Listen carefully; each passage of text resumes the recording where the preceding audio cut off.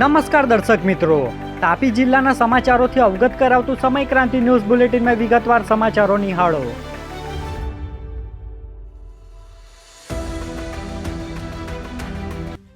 વાલોડ તાલુકાના ભીમપોર ગામના યુવકે માનસિક તણાવમાં આવી જઈ આત્મહત્યા કરી.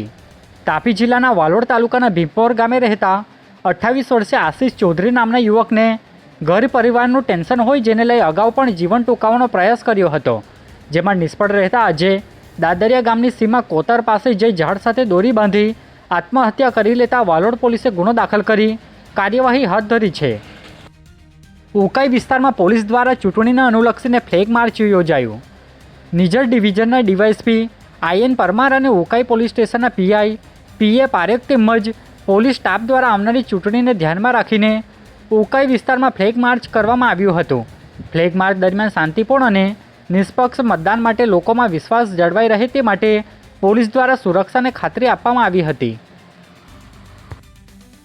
રાજ્ય કક્ષાના મંત્રીની હાજરીમાં ધનમોલી ગામે સભા યોજાઈ. તાપી જિલ્લામાં સ્થાનિક સ્વરાજ્યની ચૂંટણીને ગણતરીના કલાકો રહ્યા છે, ત્યારે રાજ્ય કક્ષાના મંત્રી ડૉક્ટર જયરામ ગામિતની હાજરીમાં સોંગઢ તાલુકાના ધનમોલી ગામે સભા યોજાઈ હતી, જેમાં પક્ષના કાર્યકરો સહિત આસપાસના લોકો જોડાયા હતા, જેમાં અલગ અલગ મુદ્દા પર સમજણ આપવામાં આવી હતી.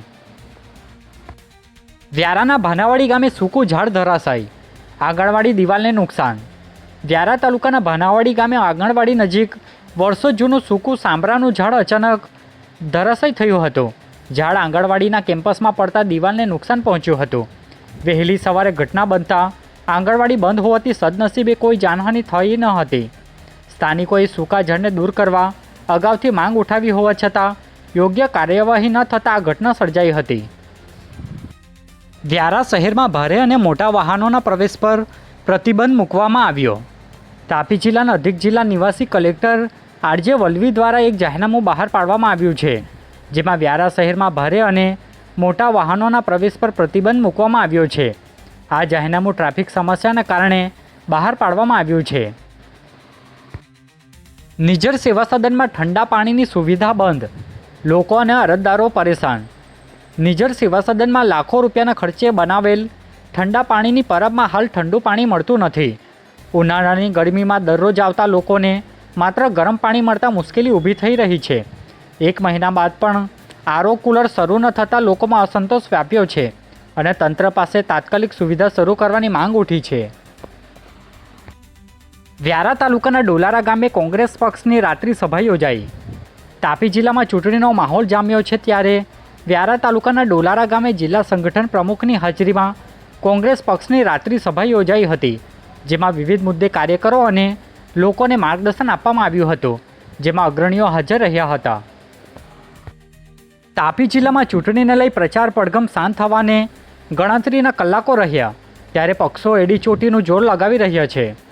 તાપી જિલ્લામાં સ્થાનિક સ્વરાજ્યની ચૂંટણીનો માહોલ જામ્યો છે, ત્યારે દરેક પક્ષના મતદારોને રીઝવવા એડીચોટીનું જોર લગાવી રહ્યા છે.